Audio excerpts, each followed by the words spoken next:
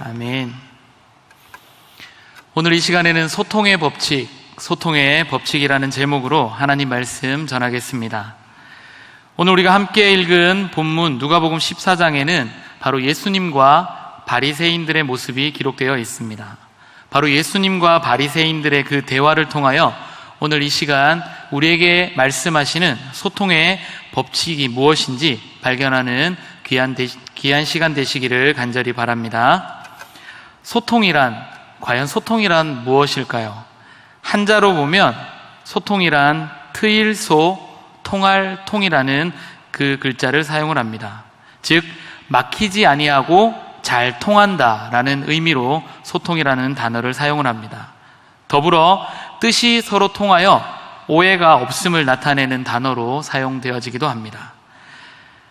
오늘 우리의 삶의 현장에서 수많은 사람들과 관계를 맺고 살아갑니다. 그런데 수많은 그 사람들과의 관계 속에서 소통이 과연 잘 이루어지고 있으십니까?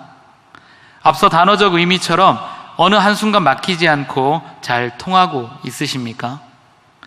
뜻이 서로 통하여 오해 없는 인생을 하루하루 살아가고 있으십니까? 이 질문 앞에 선뜻 자신 있게 대답할 수 있는 분들은 그리 많지 않습니다. 왜냐하면 누구나 소통을 원하지만 불통의 상황이 더 많이 우리의 삶 가운데 생겨지기 때문입니다. 인류 문명이 발달하면서 소통을 위한 도구가 더욱 다양하게 개발되었습니다. 그러나 때로는 그 발달이 오히려 소통의 부재를 초래할 때도 있다라는 겁니다. 원활한 소통을 위해서 가장 흔히 사용하는 방법이 무엇입니까? 바로 대화입니다. 서로 뜻을 하나로 통일하기 위해서 끊임없이 대화하고 그 대화 속에서 이해가 형성이 되면 소통이 비로소 원활해집니다. 그리고 또한 그 대화를 계속 지속하다 보면 어느새 그 뜻이 서로 다른 뜻이 같아져서 오해가 풀어지기도 합니다. 우리는 삶 속에서 원활한 이 소통을 위해서 하루에 얼마나 많은 대화를 하고 계십니까? 가장 점검하기 쉬운 곳이 어디입니까? 바로 우리의 가정입니다. 가족과 얼마나 많은 대화를 하고 계시는지 점검해 볼 수 있기를 간절히 바랍니다.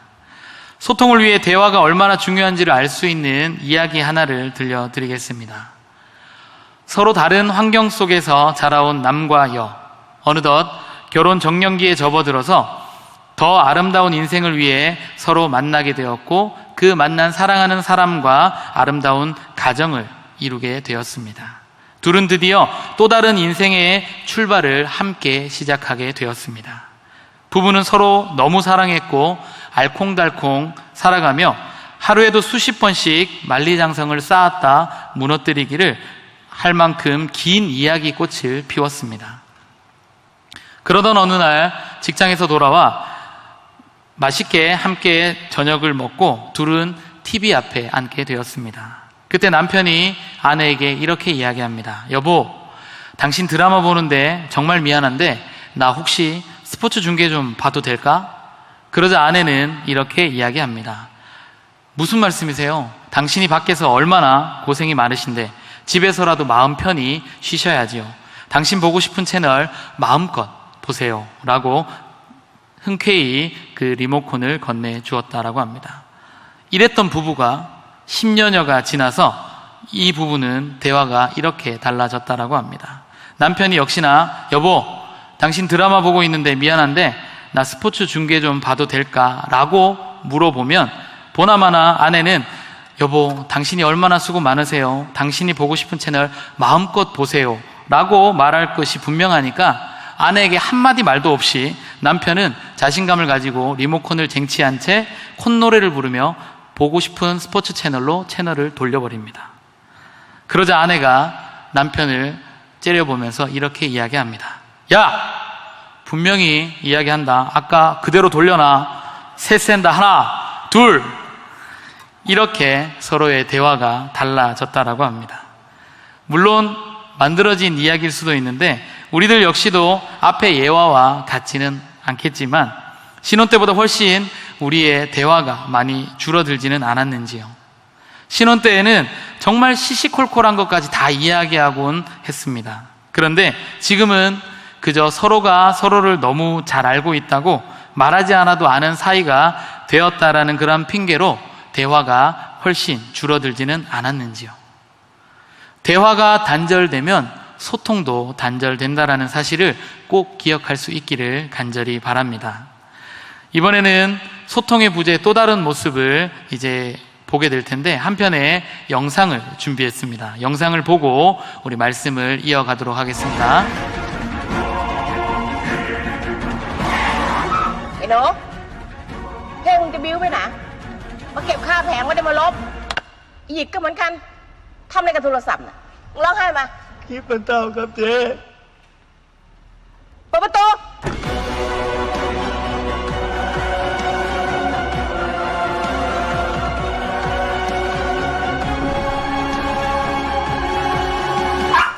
โฮ้ยยังไงกันตายไม่ต้องแล้วเรื่องความสะอาดบอกกี่ครั้งกี่หนแล้วพวกเธอนะเตรียมไว้เลยนะค่าเช่าแผงอ่ะเดี๋ยวฉันจะมาจัดการฉันเตือนแล้วนะแล้วนี่อะไรเศษดินอะไรเนี่ยฉันบอกกี่ครั้งแล้วว่าเคยมาสะอาดกว่านี้ไม่รู้เรื่องเลยไม่ไงไม่ต้อยไหนค่าเช่าแผงฉันไม่ต้องมาทำตาหน้าสงสารเลยเร็วๆไม่ต้องมาทำหน้าแบบนี้ไอ้เอิร์ธค่าเช่าแผงอยู่ไหนค้างมากี่วันแล้วเนี่ยฮะบอกแล้วใช่ไหมว่าไม่ให้ค้างจะให้หรือไม่ให้อยากตายใช่ไหม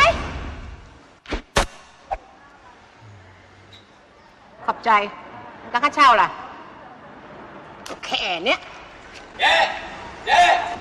ฉันบอกแล้วใช่ไหมอย่าขายต่อไปที่เนี่ยอย่าขายต่อไปเลย เจ๊อย่าเลยเจ๊เฮ้ยแม่อย่ามันเอง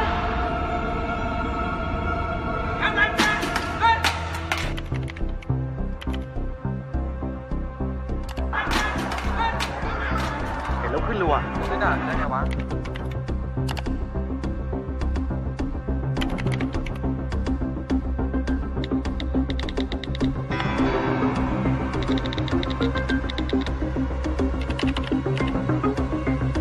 ยกให้หมดเนี่ยเอาให้หมดเลยเนี่ยถ้ากลับมาเอาที่เหลือเนี่ย30 บาทเนี่ย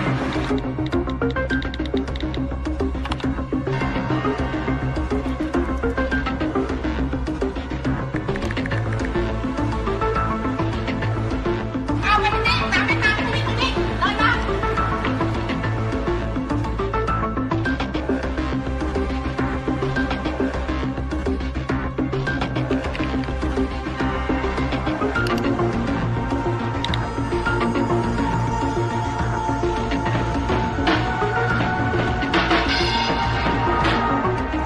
อย่างสังคมก็เขียนมันจะหินไรมนุษยธรรม ปลาเถื่อนที่สุด กับพันแม่ ขอสาบที่เขาขอจามเห็นมาดินแน่ๆเหยียดเฮ้ย เจ๊ดังแล้ววะ3 วันล้านวิว ทำอะไรกัน2 คนวันไม่เคยทำงานที่มันมีประโยชน์เลยนะและเลิกเล่นได้ทีได้ไหมโทรศัพท์เนี่ยเอามานี่ดิไม่รู้วุ่นวายอะไรกับมันนักหนาไอ้โทรศัพท์พวก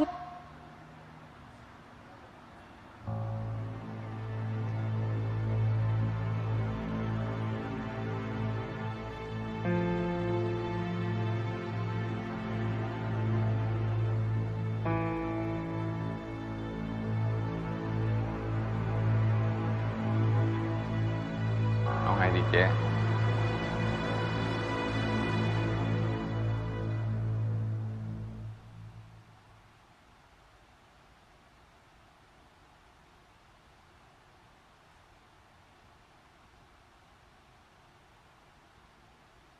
ทำทุกอย่างเหมือนเดิม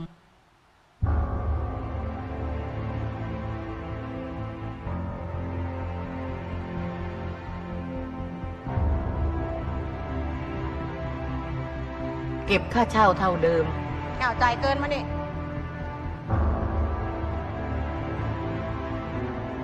อยากจะขายต่อไหมอยากจะอยู่ต่อไหมตลาดเนี้ยฉันบอกกี่ครั้งแล้วกงตะช่างเนี่ย รักษาความเป็นธรรมเหมือนเดิม ขโทษลูกค้าเลยมาทางนี้เอาไปทางนี้เลยเร็วๆเดินมาดูสิคุณนวดเข้า ดูแลพวกเขาเหมือนเดิม ต้องสังหารนายกให้หมดเลยขอบคุณมากเลยเจ๊ ช่วยเหลือพวกเขาเหมือนเดิม เจ๊เหมาเองไม่เป็นไรช่วยกัน ว่าไงเราขายไม่ดีเลยเหรอไปขายตลาดฉันไหมยังมีแผงว่างอยู่นะไปไหมล่ะ ช่วยให้เขามีที่ทำกินเหมือนเดิม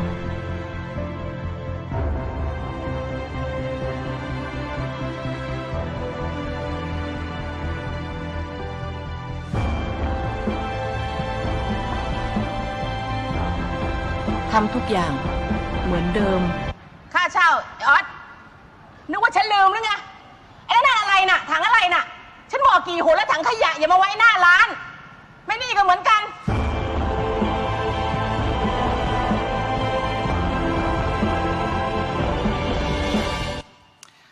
어떻습니까?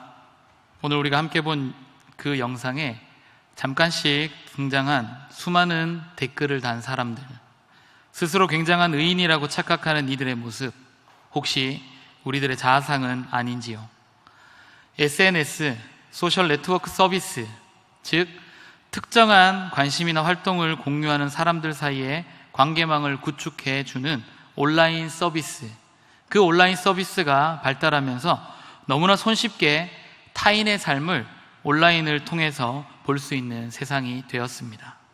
굳이 그곳에 가지 않아도, 그들과 함께하지 않아도 누군가에 의해서 찍혀진 영상, 누군가에 의해서 보여진 그 영상들이 온라인을 통해서 시간과 공간을 초월해서 수없이 퍼져가고 있는 세상을 살아가고 있습니다. 그런데 이런 온라인 서비스가 오히려 소통의 부재를 부추기고 있다는 문제점이 있습니다. 영상에 등장하는 수많은 사람들이 짧게 편집된 영상, 누군가에 의해서 자의적으로 해석한 그 영상과 글을 통해 전혀 알지 못했던 그 사람의 인생을 감히 평가하고 지적하고 정죄합니다. 얼마나 어리석고 위험한 행동인지요. 그런데 더욱 문제는 그 영상에 등장하는 수많은 사람들 가운데 저와 여러분들도 예외는 아니라는 사실입니다. 내가 보고 싶은 대로 보고 내가 듣고 싶은 것만 듣다 보니 오히려 소통을 위해 개발된 그 온라인 서비스를 통해 오히려 소통의 부재의 시대를 살아가게 되었습니다. 영상 마지막에 우리에게 주는 경고의 메시지가 있지 않습니까? 너무 빨리 지나가서 다 읽어보지 못하셨을 수도 있는데 이렇게 영상은 마지막 경고합니다. 한 면만 보고 모든 것을 판단하지 마세요. 마음의 문을 열고 바라보세요. 제가 영상을 굳이 준비한 이유가 바로 여기에 있습니다. 내 입장이라고 하는 이 한 면만 보고 모든 것을 판단하지 않기를 간절히 바랍니다. 굳은 마음의 문을 제발 열고 조금 더 세밀하고 자세히 바라볼 수 있기를 간절히 바랍니다. 오늘 본문 역시 이러한 오늘날의 소통의 부재와 다른 소통의 부재를 겪고 있는 이들의 모습이 등장합니다. 바로 유대인과 이방인입니다. 서로 생각이 맞지 않고 관습도 다르며 문화가 서로 다른 사람들은 쉽게 소통이 이루어지지 않습니다. 이런 소통의 어려움을 해결하고 원활하게 소통을 이루시는 분이 계시는데 그분이 바로 우리가 너무나 잘 알고 있는 예수 그리스도십니다. 예수님은 우리에게 늘 말씀해 주시며 친밀한 영적 교제 가운데로 우리를 초청해 주십니다. 뿐만 아니라 평등하게 우리의 손을 잡아주시기 위하여 날마다 주님의 손을 우리에게 펼쳐 보여주고 계십니다. 가난한 자나 부한 자, 어른이나 아이나 남자나 여자나 아무런 상관없이 주님은 늘 언제나 동일한 모습으로 우리에게 가장 가까이 다가와 주시고 또 그 사람의 눈높이에 맞도록 주님은 언제나 언어를 바꾸고 모습을 바꾸고 자세를 바꾸어서 눈높이를 맞춰서 우리에게 늘 말씀해 주고 계십니다. 죄로 인하여서 죄인일 수밖에 없는 우리의 삶 가운데 우리가 주님 앞에 더 나아갈 수 없을 그때에도 주님은 친히 죄된 우리의 삶 가운데 찾아오셔서 우리의 눈을 맞추어 주시고 또 그 죄악의 모든 모습들을 다 보혈의 피로 깨끗이 씻겨 주심으로 우리에게 주님은 여전히 소통을 원하고 계신다라는 겁니다. 우리가 예수님을 통하여서 경험해야 되는 것은 무엇이냐 하면 바로 예수님과 같이 성육신적인 삶이 우리의 삶 가운데 있어야 된다라는 겁니다. 예수님은 하늘의 그 영광을 버리고 이 땅 가운데 낮고 낮은 자리에 직접 친히 찾아오셔서 우리의 인생과 동일한 인생을 살아가시며 우리의 고난과 우리의 어려움과 우리의 시련과 우리의 아픔이 무엇인지 직접 피부로 경험하시며 그 동감하고 공감하시는 그 모습 가운데서 우리의 모든 죄를 해결하시기 위해서 마지막 십자가에 달려 죽으셨다라는 겁니다. 주님이 우리에게 말씀하고 계시는 것이 무엇입니까? 바로 이것이라는 겁니다. 바로 성육신적인 삶을 통하여 그저 말로만, 그저 우리의 행동으로만 의인인 척 하는 것이 아니라 삶 전부를 다 드러내 보여줘서 바로 그 모습을 통하여서 바로 소통의 부재의 자리에 소통을 원활하게 만들어가는 도구, 그리고 소통이 단절되어 버린 우리들의 삶 가운데 우리들의 삶을 통하여 그 소통이 이루어지는 그러한 세상을 주님은 우리에게 요구하고 계신다라는 겁니다. 예수님께서 자라오셨던 그 시절, 바로 유대인과 이방인 사이에 서로 문화가 다르고 신앙이 서로 달랐습니다. 서로 도저히 함께 공존할 수 없는 두꺼운 벽이 그들 사이를 가로막고 있었습니다. 우리는 성경을 읽을 때 언제나 구약에 익숙하고 또 유대인의 입장에서 생각하는 경우가 많이 있습니다. 하지만 우리가 분명히 알아야 할 것은 우리 역시 유대인이 아니라 이방인이다 라는 사실입니다. 유대 땅에서 멀고 먼 나라, 하나님의 이름을 듣고 아버지라고 불러본 지 채 200년도 되지 않은 그런 이방인들이라는 겁니다. 오만한 유대인들은 이방인들의 구원은 있을 수 없다라고 치부하며 하나님께서 이방인을 두신 것은 장차 지옥에 불을 지피기 위한 땔감으로 쓰시기 위함이었다라고 하면서 그들을 멸시합니다. 조롱합니다. 율법을 아는 유대인들은 그것을 지키기에 구원에 이르고 율법을 알지 못하는 이방인은 저주와 죽음밖에 없다라고 스스로 담을 쌓고 스스로 단절된 삶을 살아갑니다. 그래서 유대인과 이방인의 사이에 서로 막힌 담이 생겨버렸고 서로 원수가 되기에 이르렀다라는 겁니다. 그러한 현실 속에 바로 예수 그리스도께서 성육신 하셨다라는 겁니다.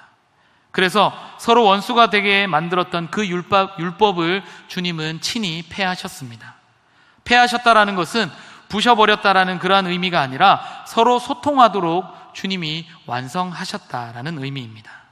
예컨대 이에는 이, 눈에는 눈, 바로 이 율법으로서 다른 사람의 이나 눈을 손상시킨 자는 반드시 이나 눈으로 갚아야 한다라고 성경은 동해보상법을 이야기합니다.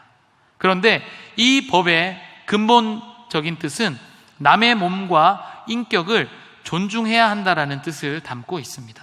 그저 받은 만큼 돌려주어라 동해보상법을 이야기하는 것이 아니라 바로 나의 몸을 아끼고 사랑하듯 상대방의 몸도 존중하고 아끼고 보호해야 된다라는 근본적인 뜻이 있다라는 겁니다. 바로 이것이 율법의 완전한 근본 정신이라는 겁니다. 남을 사랑하는 것, 그래서 예수님께서 말씀하십니다. 오른편 뺨을 치거든 왼편도 돌려대며 속옷을 가지고자 하는 자에게 겉옷까지도 가지게 하라. 바로 상대방을 향한 존중과 배려, 그리고 사랑이 있어야 한다라는 것이 바로 율법의 본질의 정신이라는 것을 주님은 비로소 삶으로 그 율법을 완성하셨다라는 겁니다.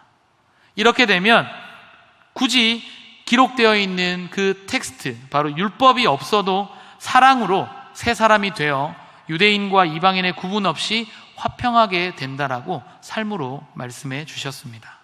이 화평은 바로 소통을 이루는 귀한 도구입니다.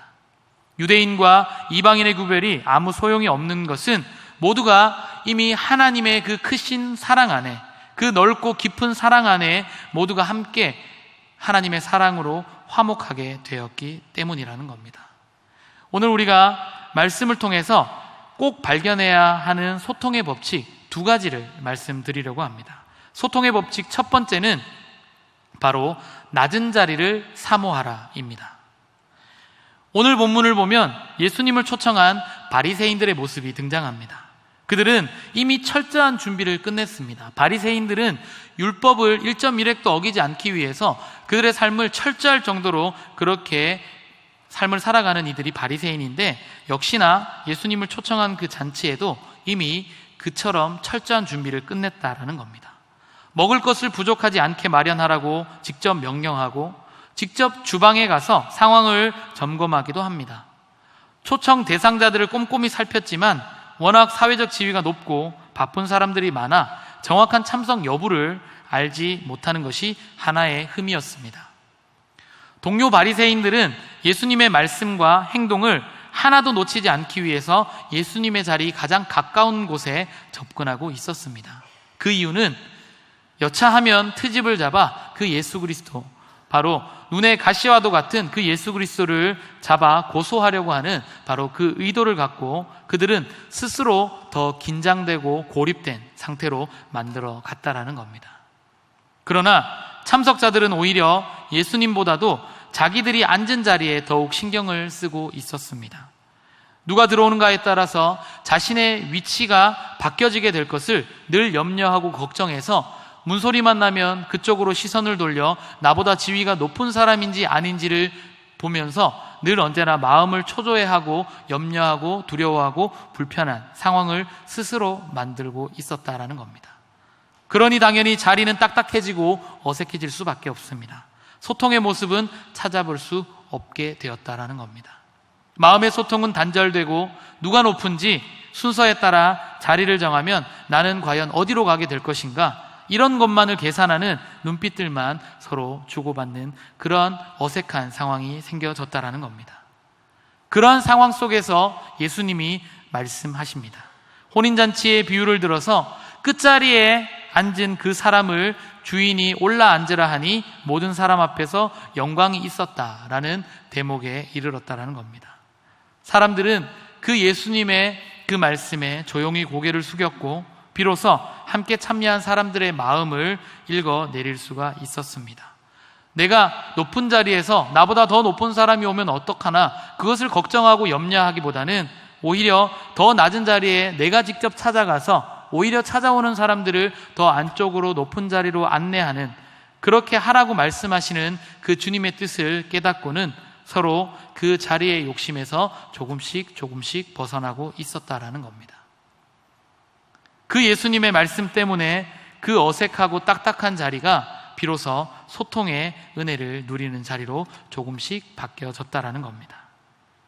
그리고 더하여서 예수님은 계속해서 그 초청자의 노고에, 그 수고의 고마움을 표시합니다. 그런데 이 자리에는 집주인의 친척이나 부유한 이웃들만 초대받았음을 지적하시고 본문처럼 가난하고 병든 사람들과 함께 소통하는 그러한 잔치를 배설하라고 그렇게 말씀하시며, 의인의 부활 때에 그렇게 가난하고 병든 사람들을 위해서 잔치를 베푼 사람들은 부활 때에 영광을 얻게 될 것이다 라고 말씀해주고 있다는 겁니다. 바리새인과 그의 친구들은 그 예수님의 말씀에 마음을 조금 내려놓고 처음으로 가난한 사람들을 향하여서 그들의 시선을 돌리게 되었다라는 겁니다. 물론 그 한 번의 순간으로 그들의 인생이 다 바뀌어지지는 않았을 겁니다. 하지만 그 예수님의 삶과 예수님의 말씀을 통해서 전혀 한 번도 시선 두지 않았던 곳으로 바리새인들은 시선을 두게 되었고, 그 자리에 어떤 사람들이 필요한 것인가를 한 번쯤은 마음속으로 되새길 수 있었다라는 겁니다. 비로소 예수님의 그 겸손과 예수님의 그 화해와 예수님의 사랑의 마음으로 세상을 바라볼 수 있는 여유가 조금씩 생겨난 이 현장의 모습, 오늘날 우리에게도 주님은 동일하게 말씀하고 있습니다. 교회 안에는 수많은 중직자들이 있습니다. 그런데 그 중직자의 단어가 무엇입니까? 가운데 중을 쓰는 것이 아닙니다. 무거울 중을 쓰는 거예요.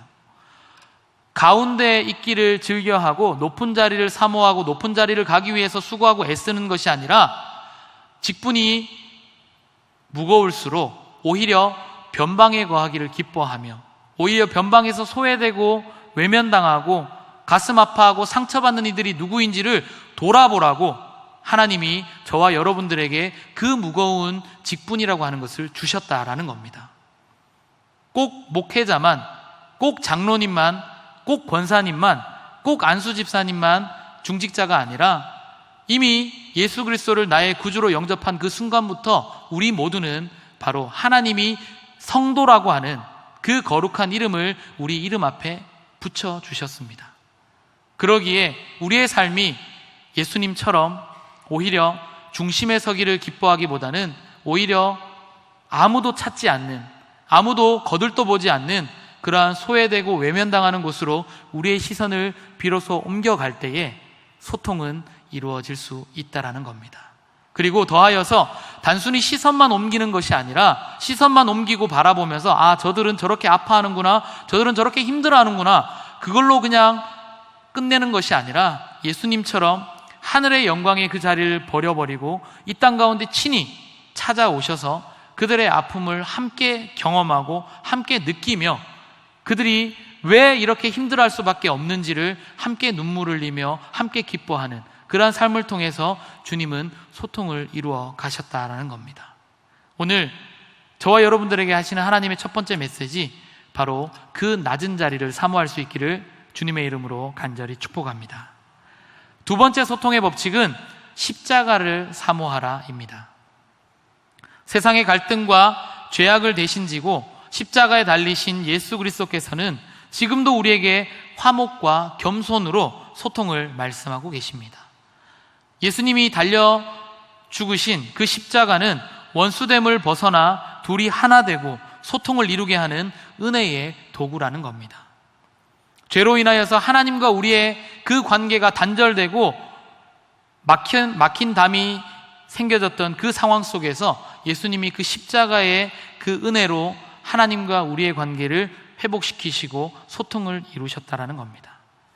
꽉 막혀 있었던 인간과 인간들의 사이를 뚫게 하는 그 십자가의 힘이 우리에게 주어졌다라는 겁니다. 그저 교회의 가장 높은 곳의 종탑에 달려있는 십자가가 아니라 날마다 우리의 삶에 주신, 그 내 삶에 짊어주신 그 십자가를 날마다 가슴에 새기고 그 십자가를 바라보며 하나님과 우리의 관계가 회복되고 소통을 이루어 갔던 것처럼 하나님은 우리에게 바로 인간과 인간 사이에서 소통을 이루라고 늘 우리에게 말씀해주고 계신다는 겁니다. 이 그리스도를 믿는 자들에게 하나님의 구원이 있고 그 십자가의 능력이 우리의 삶 가운데 생겨지게 된다는 겁니다. 십자가를 보시면 어떻습니까? 위에서 아래로 그어진 한 획, 바로 상에서 하로 그어진 그 십자가, 하나님과 우리를 날마다 소통시키기 위해서 주님은 그 십자가를 지셨습니다. 더하여 좌와 우로 그어진, 우에서 좌로 그어진 그 한 획은 바로 사람과 사람 사이의 그 관계를 두 팔 벌려 이웃과 이웃을 품고 소통하라고 주님이 그 모진 고통을 십자가에서 감당하셨다라는 겁니다. 사랑하는 여러분, 우리가 십자가를 그저 상징으로 보는 것이 아니라 그 십자가를 볼 때마다 날마다 지금도 우리에게 소통을 원하고 계시는 그 예수님의 그 십자가의 사랑을 우리가 다시 한 번 더 가슴속 깊이 새길 수 있기를 주님의 이름으로 간절히 축복합니다.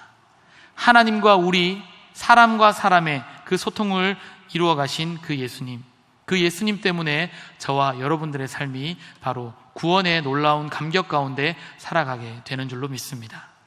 마지막으로 이 예화만 들려드리고 말씀을 맺고자 합니다. 제가 교육전도사 시절 소년부를 사역할 때 있었던 일입니다. 당시도 휴대전화가 너무 보편화되어서 예배에 방해를 받을 때가 굉장히 많았습니다. 그래서 예배 전에 각 반 담임 선생님들께 미리 부탁을 해서 그 아이들의 핸드폰을 조금 걷어서 잠시 보관했다가 예배가 끝나면 다시 나눠주는 그런 방법도 사용해 보았습니다. 예배 시간에 휴대전화를 만지면 그 반 전체가 벌점을 받는 그런 방법도 사용해 보았습니다. 항상 휴대전화는 예배를 방해할 뿐 신앙생활에 전혀 도움이 되지 않는 것 같았습니다. 하루는 제가 너무 답답한 나머지 하나님께 문자 메시지를 보낸 적이 있었습니다. 물론 보내는 이의 번호는 제 번호가 남게 되겠지만 받는 이 상대방의 번호에는 천사로 이렇게 제가 숫자를 넣어서 보냈습니다. 왜냐하면 하나님 직통 전화번호를 제가 몰라서 천사로 하여금 내 기도로 문자를 하나님께 좀 전달해 달라는 그러한 이제 순수한 마음으로 그렇게 문자 메시지를 보냈습니다.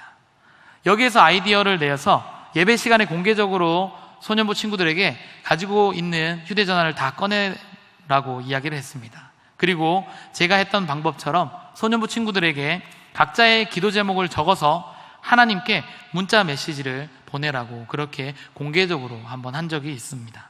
그러자 반응은 두 가지였습니다. 하나의 반응은 전도사님 때문에 괜히 문자 메시지 비용만 들었다라고 원망하는 친구들이 있었고요. 또 다른 한편으로는 과연 이 기도가 하나님께 전달이 될까요? 라고 하는 의문을 가지고 있는 친구들도 있었습니다. 그러던 어느 날 소년부 친구에게 문자 메시지가 한 통 왔습니다. 문자 내용인즉 전도사님 기적이 일어났어요. 하나님께서 답장을 주셨어요. 라고 이렇게 저에게 문자를 보냈더라고요. 그래서 나도 아직 받아보지 못한 그 답장을 벌써 받았다니 굉장히 부러운 마음에 물어봤습니다. 하나님이 너에게 뭐라고 그렇게 답장하셨니? 라고 물어보니 그 친구가 저에게 이렇게 이야기해 주었습니다. 전도사님, 설마 진짜로 하나님이 제게 답장을 하셨겠어요? 그치만 그 답장보다 하나님께서 제 기도를 들으시고 응답해 주셨어요. 제게는 그게 최고의 답장이에요. 라고 저에게 이야기해 주었습니다. 그 이야기에 제가 굉장한 은혜를 받았습니다. 그저 어린아이와만 같게 그렇게 생각을 했는데 그 아이는 이렇게 순수한 마음을 가지고 있었습니다. 하나님께 보낸 우리의 문자 메시지의 답장은 바로 응답입니다. 좋으신 하나님께서 바로 기도라고 하는 우리 문자를 보내면 응답이라고 하는 답장이 오는 것처럼 그렇게 지금도 저와 여러분들과 하나님은 소통을 원하고 계신다라는 겁니다. 우리의 수없이 지은 수많은 죄 때문에 고개를 들 수 없던 우리가 하나님께서 친히 내민 그 손을 잡고 당당히 그 눈을 맞추며 소통하고 있습니다. 이런 은혜를 받았으니 세상의 모든 사람들이 하나가 되어 그 마음을 열고 하나님의 그 천국 잔치 자리에 나와 모두가 소통하는 그 일을 위해서 우리가 더 많이 노력하고 수고해야 되지 않겠습니까? 예수님의 그 잔치는 어느 누구라도 초대하시는 은총의 자리입니다. 구원의 보편성을 말씀하고 있다는 겁니다. 거기에 나아가 겸손하게 끝자리에 앉아서 주님과 참석자 모두 함께 부활의 소망으로 소통하는 그 소통의 역사를 이루어가는 저와 여러분들의 삶이 되시기를 주님의 이름으로 간절히 축복합니다.